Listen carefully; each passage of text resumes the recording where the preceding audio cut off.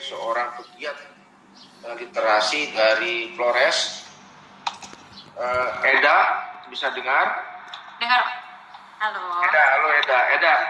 Gimana pengalaman Eda sebagai seorang pegiat literasi?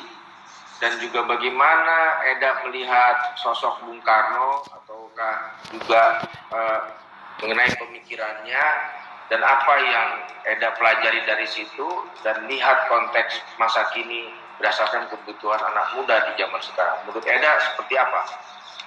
Baik, terima kasih. Saya sapa dulu kita semua. Selamat sore, salam sejahtera untuk kita semua. Terima kasih atas kesempatan yang diberikan kepada saya, Eda Tukan dari Larantuka, Flores, Nusa Tenggara Timur, untuk berbagi tentang cerita baik dan pikiran-pikiran Soekarno dengan teman-teman muda dari daerah di seluruh Indonesia. Tentu saja banyak yang membicarakan tentang Soekarno, menulisnya. Banyak buku yang menceritakan tentang Soekarno yang ditulis sendiri, juga ditulis oleh orang lain tentang dirinya. Saya membatasi pembicaraan tentang pemikiran Soekarno pada sore hari ini, mengacu pada kehadiran Soekarno di Flores sejak tanggal 14 Januari 1934 jam 8 pagi hingga 18 Oktober 1938 jam 8 malam. 4 tahun 9 bulan 4 hari. Dari cerita selama beliau diasingkan di ND Flores, beliau bergaul dengan semua kalangan, termasuk kelompok misionaris Belanda. Hal ini sangat menginspirasi saya karena pergaulan yang lintas batas menembus sekat-sekat primordial. Soekarno seorang nasionalis, tapi beliau tidak menjadikan itu sebagai sebuah alasan untuk menutup diri terhadap sesama saudara dari kebangsaan yang berbeda. Hal ini juga tidak mempengaruhi dan tidak meruntuhkan sedikit pun semangat dan jiwa nasionalisme seorang Soekarno. Soekarno adalah seorang muslim yang taat, tapi beliau sangat akrab dengan para pastor Katolik. Hal ini padahal pada masa itu di Flores, di masa kolonialisme di Flores, telah terjadi polarisasi dan politisasi agama. Bagi generasi kini yang memasuki era 4.0, yang menekankan jejaring, sikap, dan tindakan Soekarno sangatlah relevan bagi orang muda masa kini. Kita dituntut untuk harus keluar dari ikatan primordial tanpa kehilangan jati diri.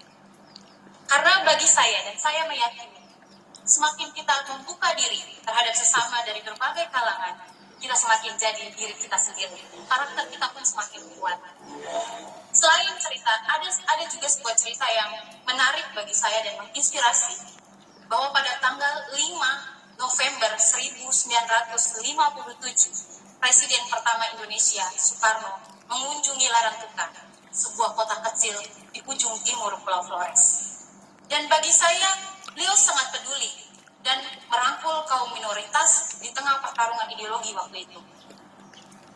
Sikap dan tindakan Soekarno yang toleran, sejujurnya dan sesungguhnya memotivasi juga menginspirasi kami orang muda Flores Timur, khususnya teman-teman muda yang bergabung di Simpasium Institute, untuk melakukan kegiatan literasi budaya dan kewargaan.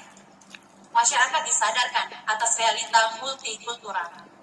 Hari ini mereka sudah tidak lagi hidup dalam komunitas primordial, dan pembauran menjadi sangat nyata dalam kehidupan masa kini. Tentu saja, toleransi menjadi sikap hidup bermasyarakat kita saat ini.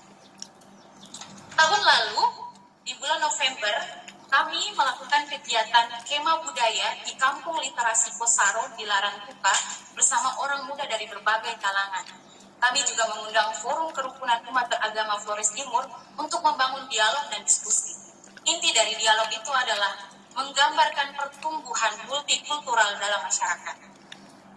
Dan dari dialog ini, kami bersepakat bahwa toleransi merupakan sikap dan tindakan yang paling tepat yang harus kita jalani saat ini.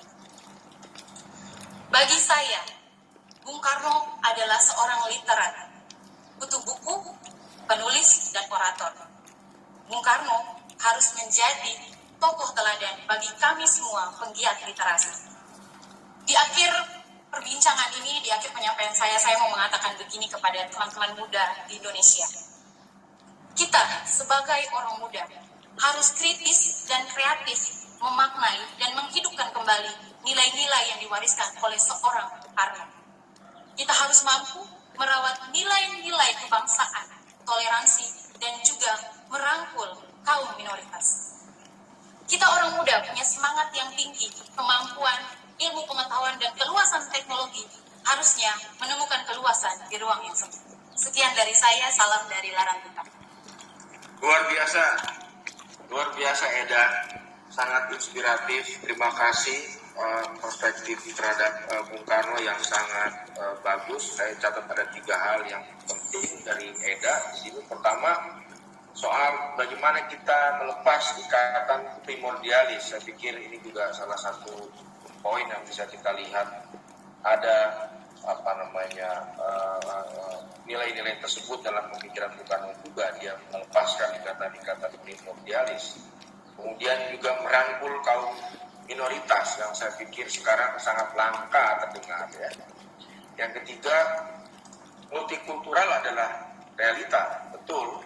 Oleh karena itu mungkin Bung Karno ketika pidato 1 Juni tidak mengatakan dialah penemu Pancasila, tapi dialah penggali Pancasila.